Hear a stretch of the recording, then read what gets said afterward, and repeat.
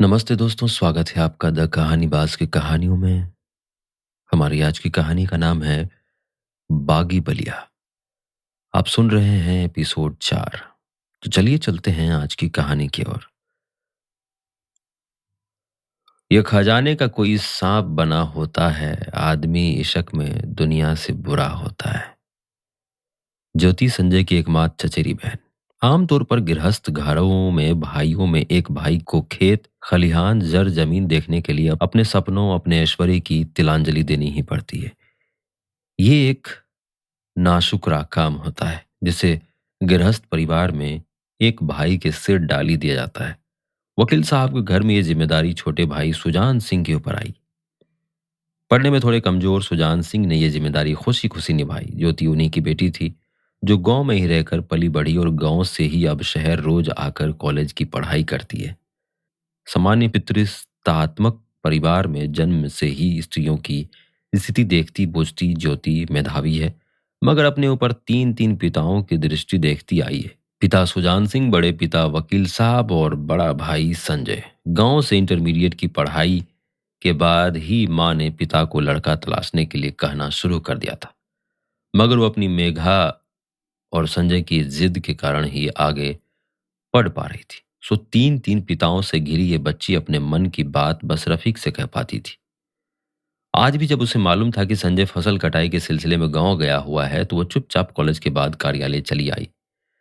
कहा भइल रे, का बात है? रफीक ज्योति को कार्यालय में देखकर डर गया। उसे लगा कि कॉलेज में उसे कोई परेशानी हुई है। भैया, एक बात कहनी है, सीधा बोल, पवार मत बांध। हमरा डर लगा था। रफीक ने कहा, अरे भाग नहीं रही है, सब कुछ ठीक है। इतना मत डरा कीजिए आप लोग। तब ठीक बा, अब चैन हो गई। अब बोल। रफीक ने चैन आने का अभिनय करते हुए कहा, भैया सब दोस्त पिकनिक जा रही हैं, हमें भी जाना है। ज्योति ने बच्चों की भांति जिद करते हुए ऐसे कहा जैसे आवाज उसकी नासिक से आ रही हो। कहाँ? रफीक ने पूछा। सारनाथ। ससुरनाथ जाने की कोई जरूरत नहीं। जाना ही है तो किसी घूमने वाली जगह पर जाओ। सारनाथ घूमने ही वाली जगह है। बलिया से बाहर कभी निकले भी हैं? ज्योति ने कमर पर हाथ रखकर लड़ने की मुद्रा में कहा, अरे दुश्मन ना निकले बलिया से बाहर। यहीं जीना मरना लड़ना खपना है। बाहर कौन सी लखनऊ की नवाबी रखी है हमारे लिए? रफीक ने कहा। हाँ तो बलिया का कबाला लिखवा लीजिए आप लोग, हमको तो घूम लेने दीजिए बाहर। कब जाना है? इसी 15 को। तो जाओ, शाम तक आ जाना।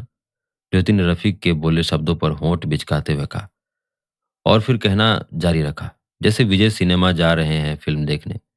हमको पिकनिक जाना है शहर से बाहर, सारनाथ। तो जाओ पिकनिक, रात तक आ जाना। कैसे जाएं? पहले तो बाबूजी नहीं मानेंगे। मान भी गए तो कहेंगे संजय से पूछ लो, और संजय भैया तो मानने से रहे। हाँ, वो तो अलग लेवल का वीर है। बात तो तुम्हारी सही है। कुछ कीजिए ना भैया, हम भी पिकनिक जाना चाहते हैं। अच्छा एक बात बता, मालकिन भी जा रही हैं? रफीक ने बात से बात निकालते हुए उजमा की बाबत पूछा। उसका नाम है मालकिन। मालिकाइन मत कीजिए, सीधे नाम से पूछिए, ज्योति ने चिढ़ते हुए कहा। बताना जा रही है? आपको नहीं पता? नहीं, अल्लाह कसम। हाँ वो भी जा रही है, ज्योति ने बताया। ससुर, मेरा मतलब बाप तैयार हो गए उसके। हाँ, मुस्तकीम हसन है वो, जिला व्यापार संघ के अध्यक्ष हैं। आप लोग जैसे जाहिल थोड़े हैं। हम लोग जाहिल हैं? रफीक ने गाल पर हाथ रखकर बड़े भोलेपन से पूछा। हाँ और क्या? और तेरे सारनाथ जाने से हम लोग पीएचडी हो जाएंगे। हाँ, ज्योति ने हंसते हुए कहा। अच्छा एक बात बता, सारनाथ में कोई पढ़ने लिखने वाला जगह है? मतलब इतिहास भूगोल खगोल टाइप? रफीक ने कुछ सोचते हुए कहा, पूरा सारनाथ ही इतिहास भूगोल है। ज्योति ने रफीक की अज्ञानता पर सिर पीटते हुए कहा, ठीक है, जाएगी तू सारनाथ? रफीक ने विश्वास से कहा, कैसे? इतिहास वाले गुरुजी से बोल के टूर बनवा देते हैं उधर का। ऐसा हो सकता है क्या? ज्योति ने बच्चों से खुश होते हुए कहा। फिर दोबारा ये बात मत कहिए। बलिया में क्या नहीं हो सकता है, और संजय भैया हम समझा लेंगे। पढ़ाई के नाम पर मना नहीं करेगा। भैया हो कहकर ज्योति रफीक के गले से लिपट गई। रफीक ने भी उसे खुद से अलग करते हुए सिर पर थपकियां दी। ज्योति बच्चों सी उछलती कूदती कार्यालय से बाहर निकल गई। सीधा घर जाइए। कार्यालय से निकलते वक्त रफीक का आदेश उसका पीछा करता रहा। हिंदी साहित्य की ये दुनिया जहाँ कहानियां सिर्फ कहानियां नहीं, एक विरासत है। और द कहानी बाज उसी विरासत को आज की पीढ़ी तक पहुंचाने की एक छोटी सी कोशिश है। मैं ये सब आपके लिए दिल से करता हूं, लेकिन अगर आप चाहें तो इस सफर में मेरा थोड़ा सा साथ दे सकते हैं।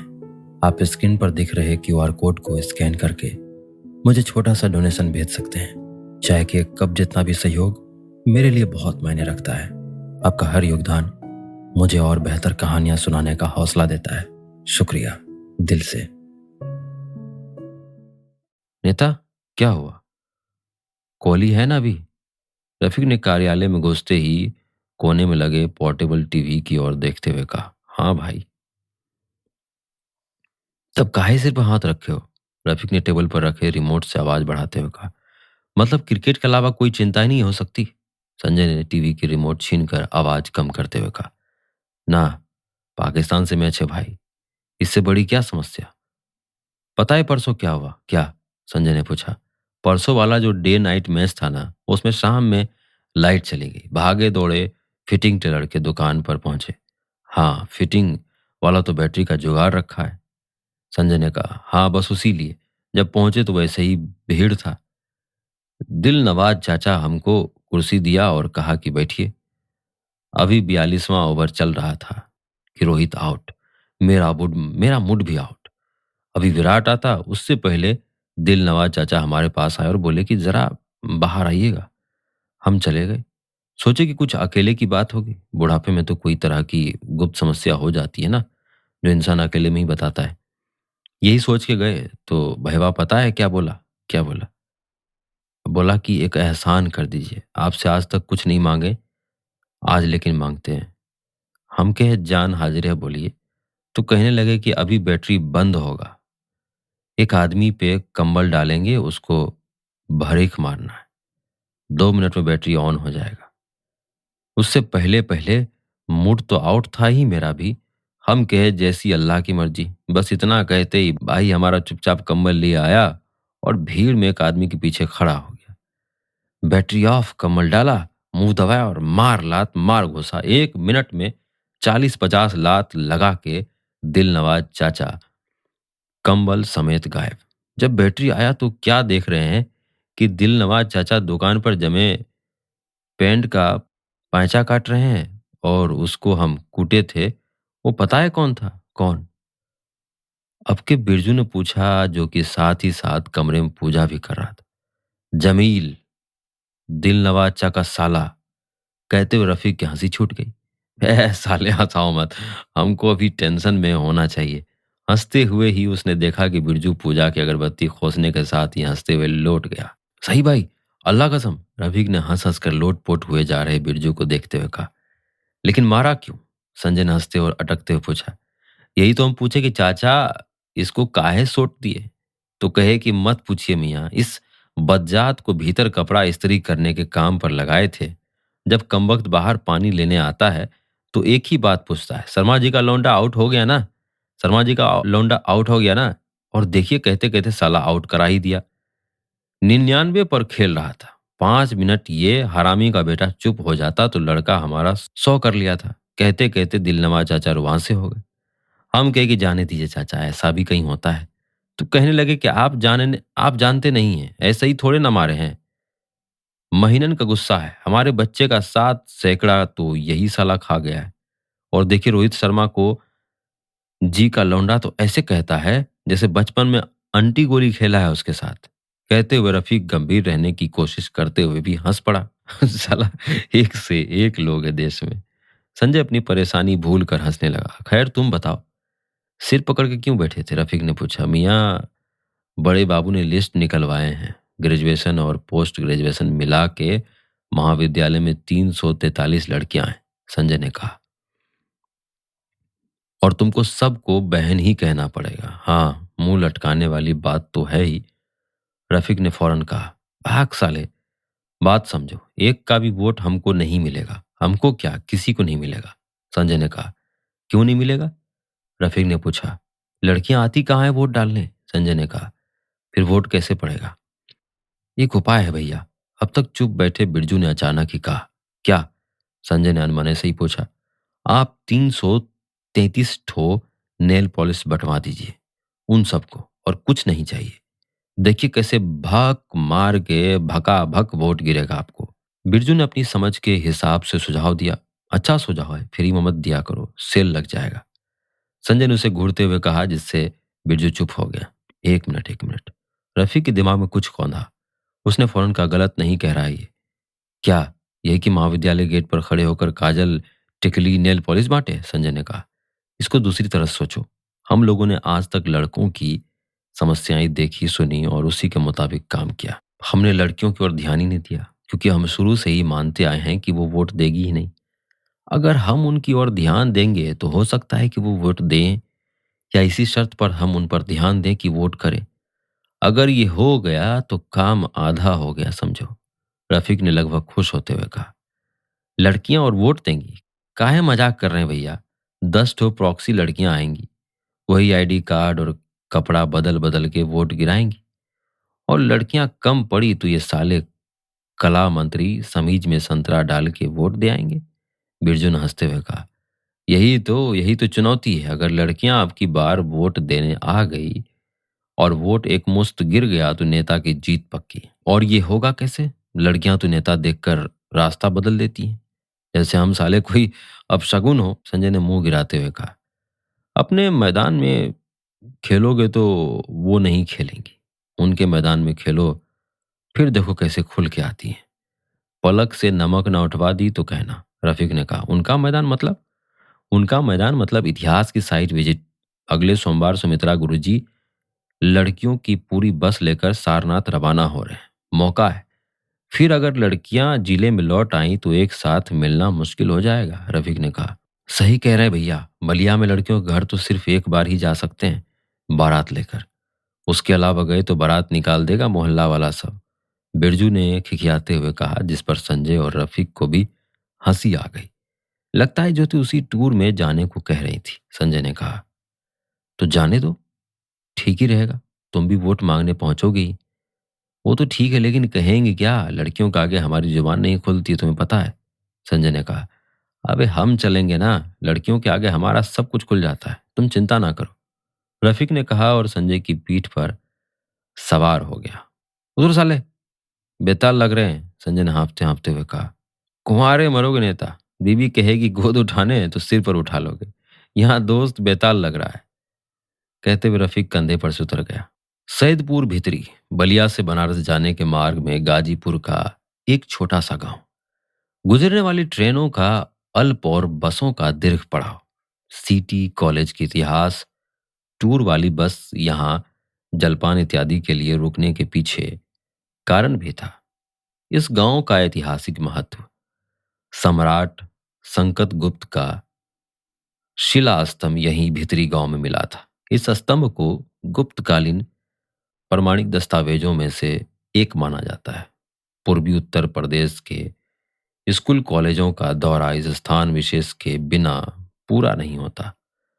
सो दौरा प्रमुख इतिहास प्रोफेसर सुमित्रा जी ने भीतरी शिला स्तंभ दिखाने के बाद बस में ही जलपान करा दिया। गाड़ी को अब अपने गंतव्य सारनाथ की ओर रवाना होना था। गाड़ी अभी जलपान इत्यादि करके सैदपुर से खुली ही थी कि अचानक लगी ब्रेक की आवाज से बस में बैठी लड़कियां असंतुलित हो गईं। कुछ की चीख निकल गई और कुछ की गालियां। गालियां बस ड्राइवर के लिए निकली थी, ये भूल कर कि उसी बस में इंस्ट्रक्टर भी सवार है। गलती मगर ड्राइवर की नहीं थी। इस बात का पता जब चला तब आगे का दरवाजा खोलकर संजय बस में दाखिल हुआ। उसके पीछे पीछे बिरजू भी। संजय को देखते ही बस की पिछली सीट पर बैठी ज्योति सहम गई। सहम तो खैर बस की सारी ही लड़कियां गई थी, वो भी जो अभी ड्राइवर पर मुखर थी। संजय दरवाजे के ठीक सामने बस की ओर मुखातिब होकर खड़ा हुआ था और वो सामने दिख रहे सुमित्रा गुरुजी से संवाद की अपेक्षा कर रहा था। एक फुफकारती मगर कर्णप्रिय आवाज ने उसका ध्यान खींचा। ये क्या तरीका है? तरीका का तो ऐसा है मैडम। बिरजू ने बांह चढ़ाते हुए अभी इतना ही कहा था कि संजय ने उसे रोका और सुमित्रा गुरुजी से मुखातिब होकर ही कहा। इस तरह आने के लिए क्षमा गुरुजी, और आप सभी से भी, मगर और कोई रास्ता हमें सूझा नहीं। आप सब जानती ही हैं कि हम इस साल अध्यक्ष पद के। संजय ने अभी बात भी पूरी नहीं की थी कि फिर उसी लड़की ने टोक दिया। तो संजय अब समझ संजय अब समझ पा रहा था कि रफ़ीक किस मैदान की बात कर रहा था। लड़कियां अपने मैदान में थीं और आक्रामक थीं। आपसे अनुरोध है कि अब की चुनाव में आप सभी अपने मत का प्रयोग ज़रूर करें। चाहे मुझे वोट दें या ना दें, मगर अपना वोट ज़ाया ना होने दें। चलिए, एक कारण बताइए कि हमें वोट क्यों देना चाहिए? लड़कियों में से एक ने पूछा। संजय को जवाब नहीं सूझा। उसने आगा पीछा देखा तो रफ़ीक उसे अपने पास नहीं, बल्कि पिछले चक्के से लगी खिड़की से उजमा को कोई पुर्जा फेंकते हुए दिखा। संजय को इस वक्त रफ़ीक से उम्मीद बेकार लगी।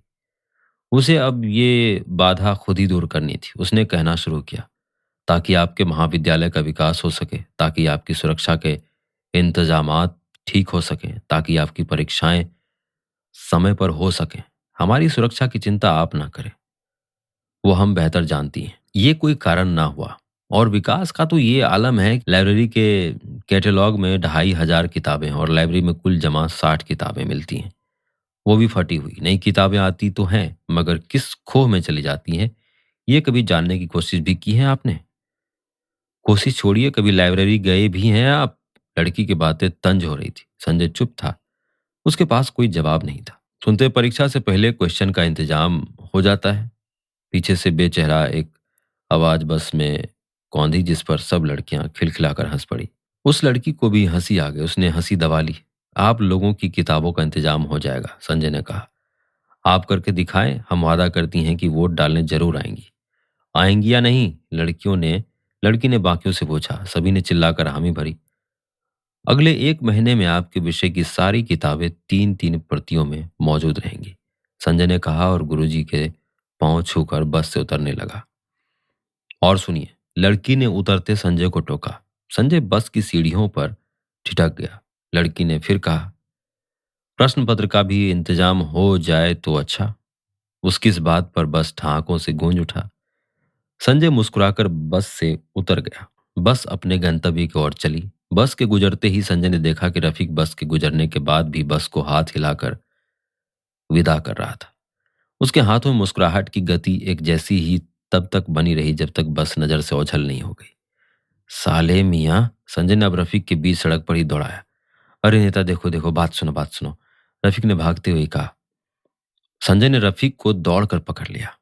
उसकी बांह पीछे की ओर मोड़ी और फिर कहा, सुनाओ। अरे नेता, दर्द हो रहा है भाई, रफीक ने नाटक करते हुए कहा। नहीं, तुम पहले बात सुना ही दो। यही करने के लिए इतना बड़ा प्लान बनाए थे ना साले? संजय ने हाथ और मोड़ते हुए कहा। अबे, पूरा भाषण कागज में लिख के लाए थे, तुम्हारे पढ़ने के लिए। अंतिम समय पर जाने कहाँ रख दिए, मिल ही नहीं रहा था, इसलिए बस में नहीं आए। रफीक ने सफेद झूठ कहा। अच्छा, कहीं ये वही पुर्जा तो नहीं था जो तुम भौजाई को फेंके थे? संजय ने रफीक की बांह छोड़ते हुए कहा। तुमको कैसे पता? रफीक अब झेप रहा था। क्यों, हमारे चौखटे पर भगवान आंख नहीं दिए क्या? वही था नेता, वही था। गलती से चला गया और उसका वाला रह गया, रफीक ने कहा। अच्छा, और उसमें मिलने का टाइम कब का दिए हो? तुम तो सब जानते ही हो, रफीक ने झेपते हुए कहा। शाम 5 बजे। बहन पड़ती है साले साथ में, शर्म करो, संजय ने रफीक से कहा। अरे तो हम कौन सा सारनाथ पार्क में कित-कित खेलने जा रहे हैं? बहन पड़ेगी सारनाथ में। हमारा 10वास में घाट पर फिक्स हुआ है मिलना। रफीक ने हाथ जोड़ते हुए कहा, जो संजय के मोड़ने से दुख गया था। बनारस? संजय ने आश्चर्य से कहा। हाँ, अब सुमित्रा गुरु के सामने तो ठीक नहीं लगेगा ना? रफीक ने हंसते हुए कहा। अबे, दशाश्व में घाट पर तो बहुत भीड़ रहता है, संजय ने बताया। क्या बताए नेता, तन्हाई में शहनाई बजाने का मन तो मेरा भी बहुत था, लेकिन पता नहीं क्यों उसको हम पर अभी पूरा विश्वास आया नहीं। सो भीड़ भाड़ भी ठीक ही है, रफीक ने मन में सोचते हुए कहा। ऐश करो साले, हम और बिरजू निकल रहे हैं बलिया। तुम तो कल लौटोगे? संजय ने पूछा। परसों, रफीक ने दांत निकालते हुए कहा। संभल के, किसी के घर की इज्जत है, किसी का भरोसा है। चल रहे बिरजू, संजय ने मोटरसाइकिल पर बैठते हुए कहा, नेता एक बात और है। रफीक ने टोका। पैसा वैसा नहीं है मेरे पास। संजय ने खींचते हुए कहा। नहीं चाहिए, अब्बू के ट्रक का तेल बेच के निकाले थे। पैसा मेरे पास बहुत है, तुम बस मोटरसाइकिल दे दो। रफीक ने चेहरे पर बेचारे गिलाते हुए कहा। और हम बलिया कैसे जाएंगे? संजय ने तैश में आकर पूछा। सैदपुर भितरी स्टेशन में शाम 4 बजे पवन एक्सप्रेस मिलेगी। 1 घंटे में बलिया। रफीक ने संजय के हाथ से मोटरसाइकिल की चाबी लगभग खींचते हुए कहा। वो फौरन गाड़ी पर बैठा और संजय को दोबारा सोचने का मौका दिए बगैर निकल गया। स्टेशन तक तो छोड़ दो साले। संजय ने गुस्से में गालियां निकाली। बुलेट जो बलिया से 3 लोगों को लेकर आई थी, अब 2 लोगों को छोड़कर आगे बढ़ गई। संजय और बिरजू पैदल ही स्टेशन की ओर बढ़ ही रहे थे कि बलिया के नंबर की ही एक तेज रफ्तार गाड़ी उन्हें पार करती हुई आगे निकल गई। गाड़ी देखते ही बिरजू ने संजय से कहा, भैया ये अनुपम नेता का था ना? हो सकता है, सोनभद्र का ही है ना? घर जा रहा होगा। संजय ने गाड़ी की गति देखते हुए कहा। घर क्या जाएगा? ऐसे चलाएगा तो मर जाएगा। बिरजू ने इस तरह कहा कि संजय मुस्कुराए बिना नहीं रह सका। दशाश्वमेध घाट बनारस की सबसे घाट दशाश्वमेध घाट बनारस की सभी घाटों में से एक महत्वपूर्ण घाट। शाम होते ही गंगा आरती देखने के लिए लोगों की भीड़ जमा हो जाती है। जब ये घाट और भी दर्शनीय लगता है, यूं किसी भी वक्त यहाँ लोगों की कमी नहीं रहती। रफीक भी तय वक्त से पहले ही घाट पर पहुंचता था और बड़ी बेचैनी से उजमा का इंतजार कर रहा था। उसने उजमा को इसी बीच दो एक फोन भी लगाए, मगर उजमा ने फोन काट दिया। इसी कारण रफीक की बेचैनी और बढ़ गई थी। उजमा आई तो वो अकेली नहीं थी, दरअसल उसके साथ ज्योति भी थी। उजमा आई तो वो अकेली नहीं थी, दरअसल उसके साथ ज्योति भी थी। दोनों जब दुकानों की तंग गलियों से होते हुए दशाश्वमेध घाट के शीर्ष पर पहुंची, उसे तयशुदा जगह पर ही रफीक दिख गया। ज्योति उजमा को वहीं छोड़कर चली गई। उजमा धीमे धीमे सीढ़ियां उतरते हुए रफीक तक आई और पीछे आकर खड़ी हो गई। रफीक ने उसे अपने ठीक पीछे खड़े देखा और एक और हट गया। वो उजमा को पहचान ही नहीं पाया। उसने उजमा को कभी इतने मेकअप और ऐसे परिधान में नहीं देखा था।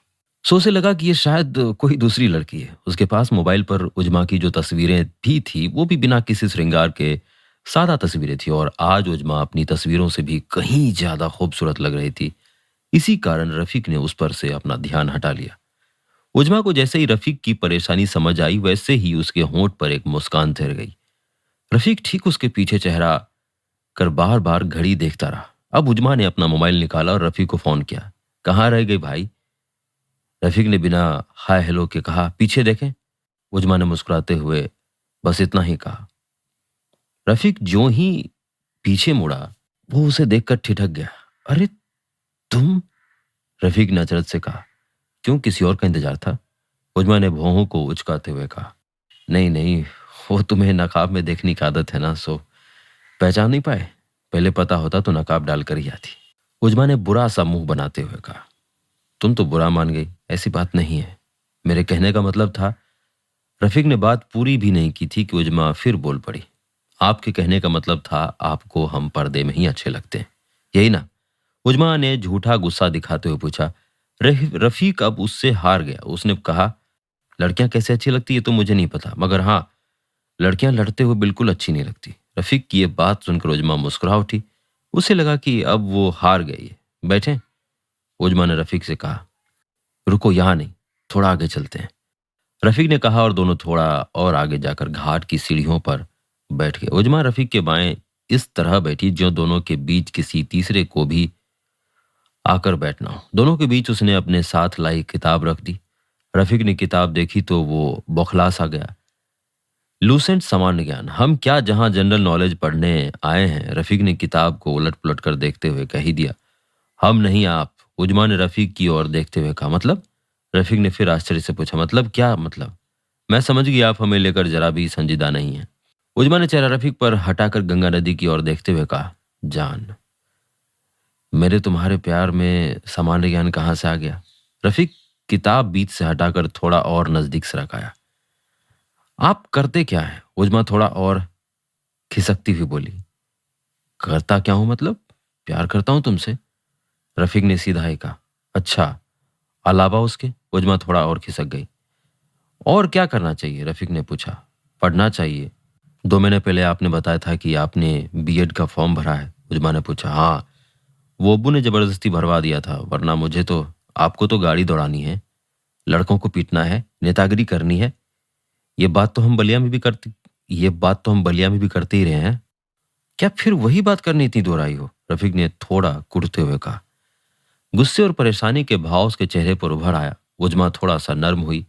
उसने समझा कि वो बात ज्यादा ही उलझा रही है। थोड़ी देर रफीक एक टक गंगा की ओर देखते रहा। अब उजमा खिसक कर उसके पास आ गई। उसने रफीक का हाथ अपने हाथ में लिया और पांचों उंगलियों के बीच अपनी उंगलियां फंसाकर बोली, देखिए, मैं अब खुद को आपसे अलग करके नहीं देख पाती, लेकिन आपको भी खुद को मुझसे अलग नहीं देखना चाहिए। ऐसा मैंने क्या किया है? रफीक ने उसकी हाथों की चूड़ियां घुमाते हुए पूछा। मेरा फिर वही सवाल है, आप करते क्या है? चलिए, एक बात और जोड़ देती हूँ। पढ़ाई खत्म होने पर आप किस बिना पर मुझसे निकाह की बात अब्बू के सामने रखेंगे? उजमा ने वो कह दिया जो वो इतने देर से नहीं कह पा रही थी। अरे, ये बुजुर्गों की बात है, अब्बू बात कर लेंगे तुम्हारे यहाँ, रफीक ने कहा। और मेरे अब्बू मान जाएंगे? उजमा ने सवाल किया। मान जाना चाहिए। मेरे अब्बू का ट्रांसपोर्ट बिजनेस अच्छा ही चलता है, रफीक ने कहा। यही, बस यही, आपके अब्बू का ट्रांसपोर्ट बिजनेस उनका खड़ा किया हुआ है। आपका क्या? उजमा ने कहा। मतलब अब्बू का बिजनेस मेरा बिजनेस नहीं है। रफीक ने सवाल किया। नहीं, आपने अपनी कुव्वत से तो नहीं पाया, तो फिर मुझे क्या करना चाहिए? रफीक ने हंसते हुए भोलेपन से पूछा। करना तो बहुत कुछ चाहिए, मगर फिलहाल आप बीएड पर ध्यान दें। आगे अल्लाह और रास्ते दिखाएगा। तब तक ये किताब लीजिए, और अब भी 1 महीना बाकी है, बीएड की तैयारी कीजिए, निकल जाएगा, देखिएगा। उजमा ने बहुत विश्वास से कहा। हाँ, निकल गया। रफीक ने ठंडी सांस छोड़ी। क्या? उजमा ने आश्चर्य से पूछा। वक्त, कीमती वक्त, इतनी मुश्किल से मिला था। रफीक ने गंगा में चल रही नावों को देखते हुए कहा। दत्त, हम आपके ही हैं, वक्त भी सब आपका ही है। उजमा ने रफीक के कंधे पर सिर टिकाते हुए कहा। रफीक उसकी जुल्फों में उंगलियां फिराने लगा। उजमा की आंखें बंद होने लगी। रफीक का मन इतनी नसीहतें सुनकर उचट गया था। आज पहली दफा उसने जाना था कि उसके अब्बू का कारोबार उसका नहीं है, और उसे ये बात उजमा के समझाने के बाद गलत भी नहीं लगी थी। बस उसने इस तरह से कभी नहीं सोचा था। उजमा के जुल्फों में उंगलियां फिराता हुआ एकटक गंगा नदी को देखता रहा। अचानक वो कुछ देखकर चौंक गया। उसने फौरन ही उजमा से पूछा, जान, वो उधर देखो, दूर उस नाव में बैठी लड़की ज्योति जैसी नहीं लग रही है? आप दूसरी लड़कियों को क्यों देख रहे हैं? उजमा ने आंख बंद किए हुए ही कहा। अरे मजाक नहीं, तुम देखो तो सही, रफीक ने कहा। मैं क्या देखूं? उसे मैं गेस्ट हाउस में छोड़कर आई हूं। अच्छा, मुझे लगा वही है। रफीक ने लंबी सांस छोड़ते हुए कहा। कमाल के लोग हैं, माशूक बगल में बैठी है, फिर भी लोगों को बहन की चिंता लगी है। उजमा आंखें बंद किए हुए ही बोली। रफीक बहरहाल उसकी बातों पर हंसकर उसकी जुल्फों में उंगलियां फिराता रहा। गंगा आरती शुरू हो गई। देर तक दोनों यूं ही भीड़ से अछूते बैठे रहे। प्यार सीढ़ियां चढ़ता रहा। बनारस से लौटने के बाद संजय ने रफीक को थोड़ा व्यस्त ही पाया। इस 1 महीने में 2 दफा वो इलाहाबाद गया। संजय के कहने पर भी 1-2 दिन दौरे पर गांव नहीं जा सका। संजय को ये दौरा रद्द ही करना पड़ा। क्लास में भी रफीक महज हाजिरी बनाकर निकल जाता, और तो और लगातार पिछले 2 दिनों से वो कार्यालय से भी नदारद था। संजय ये समझ पा रहा था कि ये उसके बनारस से लौटने का ही प्रभाव है। रफीक ने उजमा से मुलाकात वाली बात संजय को बताई थी, जिस पर संजय मुस्कुरा भर दिया। सो संजय ये समझ रहा था कि रफीक पर उजमा का प्रभाव तारी है, और वो इस वक्त उसे टोकना नहीं चाहता था। प्रेम संबंधी मामलों में एक स्तर के बाद हस्तक्षेप प्रतिकूल प्रभाव ही डालता है, ये संजय जानता था। आज इतवार को सुबह सुबह बाजार निकलने से पहले संजय ने कुर्ते का आखिरी बटन लगाया और बाहर निकलने के लिए दरवाजे का सांकल खोला ही था कि मेज पर रखा टेलीफोन बज उठा। बेमन से ही संजय ने फोन उठाया। उसके हेलो बोलने से पहले ही उधर से आवाज आई, अंकल प्रणाम, नेता को, मेरा मतलब संजय को जरा फोन दीजिएगा, अति अर्जेंट है। आवाज रफीक की थी। हम ही बोल रहे हैं, कहो, संजय ने कहा। अबे नेता मोहम्मद साहब का जन्म कब हुआ था भाई? रफीक ने धीमे से पूछा। क्या हमसे पूछ रहे हो? साले साले शर्म तो आ नहीं रही होगी, संजय ने तेज आवाज में ही कहा। नहीं आ रही है, आधी शर्म तो आ ही रही है भाई। हमको हिजरी वाला याद है, ईसा पूर्व पश्चिम वाला नहीं याद। ऑप्शन में ईसा वाला पूछ दिया है, और इंटरनेट भी काम नहीं कर रहा है। रफीक ने फिर धीमे से कहा, ऑप्शन में? आज तो तेरा बी.एड का पेपर था ना, छोड़ दिया क्या? संजय ने कुछ याद करते हुए आश्चर्य से पूछा, ना नेता, पेपर में ही तो सवाल है, पता हो तो बताओ, नहीं तो टाइम मत खराब करो। रफीक ने खींचते हुए कहा, कहाँ हो तुम? संजय का दिमाग अब और उलझ रहा था। कार्यालय में। रफीक ने झल्लाते हुए कहा, कार्यालय में परीक्षा के समय? संजय का मुंह खुला रह गया। अबे तेरी सवाल की मुंह मारो, कहकर रफीक ने झल्लाहट में ही फोन काट दिया। संजय दरवाजा खोलकर तेजी से निकलते वक्त ये भी भूल गया कि उसे बाजार जाना था। उसने अपनी बुलेट उठाई और सीधा कार्यालय पहुंचा। गाड़ी खड़ी कर वो कार्यालय में दाखिल हुआ। भीतर घुसते ही सामने का मंजर देखकर वो सारा माजरा समझ गया। भीतर दो शरीफ से दिखने वाले लड़के बहुत तेजी से किताबों के पन्ने पलट रहे थे। तीसरा लड़का वो एमआर सीट में गोले गोले दाग रहा था। रफीक बैठा उन सबों की कारगुजारियां देख रहा था। क्या उग्रवाद फैलाए हो बे? संजय ने चाबी मेज पर रखते हुए पूछा। देख नहीं रही हो, परीक्षा दे रहे हैं। लड़के कितना मेहनत कर रहे हैं, इलाहाबाद में तैयारी करते हैं लोक सेवा आयोग का, भविष्य उज्जवल है इनका। रफीक ने एक लड़के की पीठ ठोकते हुए कहा।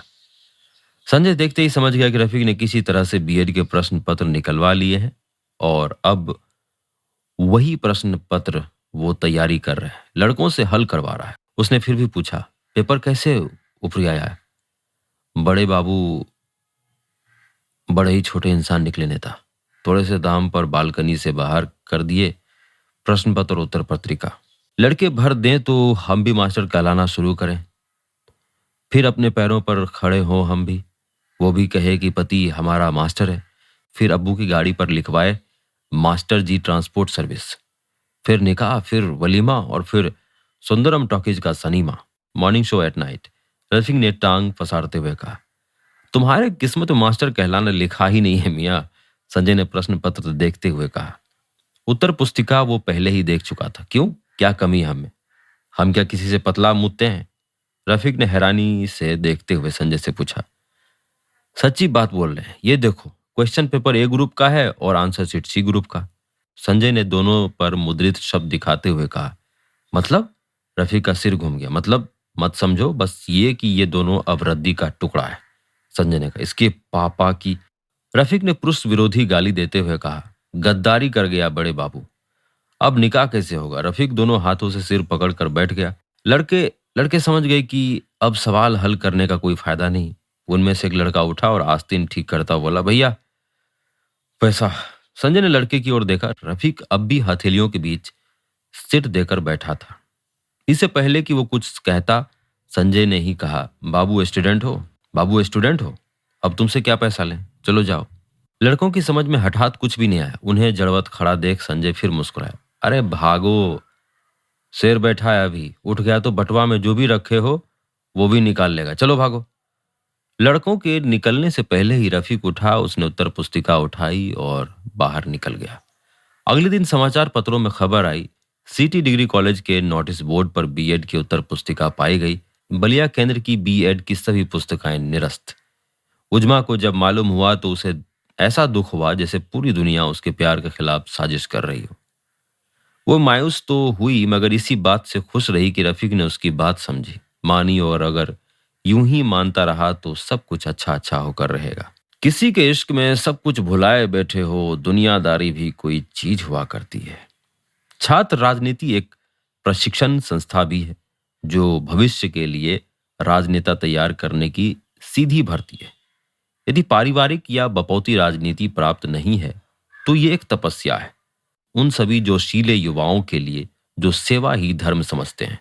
राजनीति में वक्त ही वक्त लिखता है। जितना वक्त आप जनता को देते हैं प्रतिफल उसी अनुपात में मिलता है। छात्र राजनीति में प्रचार प्रसार के लिए धन की जरूरत भी होती है जो सामान्यतः नगर के वासियों से सहयोग राशि के रूप में कभी मांगी कभी वसूली जाती है। संजय को भी प्रचार प्रसार संबंधी कई कार्यों के लिए धन की जरूरत थी। उजमा के आने के बाद रफीक चूंकि व्यक्तिगत जीवन में ही इतना उलझ गया था कि संजय और उसके प्रचार को वक्त नहीं दे पा रहा था। संजय ने यह बात महसूस की थी मगर इस बाबत बोलना उसे अभी ठीक नहीं लगा था। इसीलिए वो स्वयं ही प्रयास में लगा रहा था। इन्हीं दिनों शारदा सिनेमा रसड़ा में 12 से 3 का शो जैसे ही छूटा, लोग बाहर की ओर ऐसे भागे जैसे चिट्ठियों की बॉम्बी टूटी हो। निकास द्वार पर रफीक का इंतजार करता बिरजू भी उनके लपेटे में आ गया। किसी तरह उसने खुद को संभाला और एक और हटकर खड़ा हो गया। भीड़ कम होने के बाद रफीक बाहर निकला। उसके साथ बुरके में उजमा थी। पहले तो बिरजू ने पीछे से टोकना चाहा, मगर मगर फिर कुछ सोचकर ठीक रफीक के आगे खड़ा हो गया। बिरजू, यहाँ कहाँ बे? रफीक ने बिरजू को देखते हुए पूछा। उजमा रफीक की ओट में हो गई। भारी फजीत हो गई। बिरजू ने चेहरा उठाए बिना ही कहा, क्या भया? रफीक ने आकुलता से पूछा। बिरजू अभी कुछ जवाब देता तब तक उजमा ने धीमे से रफीक की कलाई दबा दी। रफीक को अचानक उसकी उपस्थिति का भी भान हुआ। उसने बिरजू को रोकते हुए उजमा से कहा, सुनो, हीना म्यूजिक सेंटर के बाहर यूपी 60-23-42 खड़ी है, बैठ जाओ। फेफना उतर जाना, वहां से टेम्पू ले लेना सदर तक की। चली जाओगे ना? रफीक ने पूछा, जिसके जवाब में उजमा ने सिर्फ सिर हिला दिया और अपने कंधे का बैग ठीक करते हुए आगे बढ़ गई। रफीक भी बिरजू के साथ मोटरसाइकिल स्टैंड की तरफ बढ़ा। हाँ, अब कहो, क्या प्रपंच नाथ के आ रहे हो? रफीक ने मोटरसाइकिल स्टैंड से निकालते हुए कहा। संजय भैया चंदे के लिए शेषनाथ सर्राफ के दुकान पर गए थे, बिरजू ने कहा। कौन? वो परिधान साड़ी सेंटर वाला। रफीक ने गाड़ी जैसी ही स्टैंड के बाहर निकालनी चाहिए, गेट पर स्टैंड वाले ने रोक दिया और हाथ के इशारे से पार्किंग के 10 रुपए की मांग की। रफीक ने पॉकेट में हाथ डाला और कुछ ढूंढते हुए हल्के नीले रंग की गुटखा की पुड़िया निकली। दांत के कोने से उसे फाड़ते हुए रफीक ने स्टैंड वाले को गाड़ी की नेम प्लेट की तरफ इशारा किया, जहां नंबर की जगह लिखा था अगले विधायक। स्टैंड वाले ने चुपचाप बाहर निकलने का रास्ता छोड़ दिया। मोटरसाइकिल की पिछली सीट पर कूद कर बैठते हुए बिरजू ने कहा, हाँ वही परिधान साड़ी वाला। बिरजू ने कहा, फिर क्या हुआ? रफीक ने गाड़ी चलाते हुए पूछा। होना क्या था? भैया दुकान पर गए, सहयोग का आग्रह किए। शेषनथवा मना कर दिया। कहा सहयोग अगले बरस लीजिएगा, इस बरस धंधा मंदा है। भैया कहे कि अब आ गए हैं तो खाली हाथ कैसे जाएं? तो कहा कि कहिए तो साड़ी दे दें। बिरजू ने दुखी मन से कहा, ठीक कहा, दुकान पर जाकर पैसा मांगा जाता है कहीं? सुअर ही नहीं है नेतागिरी का। और इतना बारूद भरा कौन नेता में? अकेले अकेले गया क्यों? हम मर गए थे। रफीक ने गाड़ी की रफ्तार तेज कर दी। आपके पास समय कहाँ है? पिछले 3 दिन से आप तो।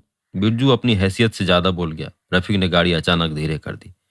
नहीं, कहने का मतलब है कि भाभी का इंटरनल असेसमेंट का काम भी तो उतना ही जरूरी है। संजय भैया समझ गए थे, इसीलिए अकेले चले गए। रफीक ने फिर बाइक तेज कर दी। कुछ देर एक ही रफ्तार से चलने के बाद रफीक ने कहा, अंग्रेजी में क्या बोले तुम? इंटरनल असेसमेंट, बिरजू ने धीरे से कहा। और इसको हिंदी में क्या कहोगे? रफीक ने फिर पूछा। आंतरिक परीक्षण, बिरजू ने अपनी जानकारी के अनुसार बताया। भाग साले, अंग्रेजी ये ठीक है, रफीक ने हंसते हुए कहा और मोटरसाइकिल की स्पीड और बढ़ा दी। लगभग आधे घंटे में दोनों कार्यालय में थे। कार्यालय पहुंचने पर उसने देखा कि ताला लगा हुआ है। उसने झट संजय को फोन किया, जो ज्योति की किताब लेकर गांव की ओर निकल गया था। वो एक आध गांव पर ही रुकने वाला था, मगर रफीक ने उसे मुर्गे की दावत पर बुला लिया। मुर्गे की दावत संजय की कमजोरी थी, ना नहीं कर सका। रेलवे के माल गोदामों के प्रत्यक्ष कक्ष पूरी तरह बेकार भी नहीं होते। दिन में स्कूली बच्चे अक्सर यहाँ प्रेम का सबक पढ़ते हैं और रात में बेघरों के प्रेम यहाँ परवान चढ़ते हैं। मगर ये वक्त ना दिन था ना रात, वक्त दूसरे पहर का था। इसी निर्जन और उजाड़ चार दीवारी में ही रफीक ने संजय को मुर्गे की दावत दी थी। वैसे तो आते वक्त संजय के समझ में कुछ नहीं आया, मगर फिर वैसे भी संजय की समझ में रफीक की ज्यादा बातें नहीं ही आती थी। लगभग 2 बजे उसकी बाइक माल गोदाम के उसी प्रत्यक्ष कक्ष के पास आकर लगी। और कोई जगह नहीं मिली थी मियाँ। और कोई जगह नहीं मिली थी मियाँ, संजय ने घुसते ही पूछा। जलती हुई मच्छर अगरबत्ती की खुशबू उसके नथुने में गई। अरे बहुत सही जगह है नेता, एकदम ओपन एयर, बैठो तो सही। कहते हुए रफीक ने टीन का खाली कनस्तर अपने ठीक सामने रख दिया। मुर्गा कहाँ है बे? संजय ने चारों ओर देखते हुए पूछा। अभी अभी तो आया है, देशी है ना, टाइम लगेगा, नसीम तैयारी कर रहा है। रफीक ने तर्जनी से नसीम की ओर इशारा करते हुए कहा। संजय ने पीछे से ही कुछ देर नसीम को देखा और फिर रफीक से कहा, और ये अगरबत्ती काहे जलाए बैठे हो मियाँ? साले जिन जन्नात तो नहीं बुला रहे कहीं? नहीं जीला, अब जिन जन्नात कारबारियों की बोतलों में बंद है, 9 से 5 से पीछे पड़े हैं, कहाँ सुनेंगे बुलाने पर? ये तो मच्छर भगाने के लिए अगरबत्ती जलाई है। खून चूस लिए नेता है साले। रफीक ने कहा। नेता को कुछ ना कहो, व्यक्तिगत हट हो जाएंगे, संजय ने हंसते हुए कहा। अबे नेता से याद आया, सुने कि सर्राफ तुम्हारी हथेली पर अपना कसेली रख दिया। रफीक ने ठठाक कर हंसते हुए कहा, बबुआ, तुरक जब सैदानी के चक्कर में पड़ी है त इहे कुल्हा होई। संजय ने भी खुले जख्म पर वार किया। कहा कि कहाँ बात जोड़ रहे हो नेता, रफीक ने अन्य मनसक सा होकर कहा। समझा रहे हैं, सोने के लिए आम का पेड़ होता है, बेल के पेड़ के नीचे कोई नहीं सोता। संजय ने कहा, क्यों? सिर फूट सकता है।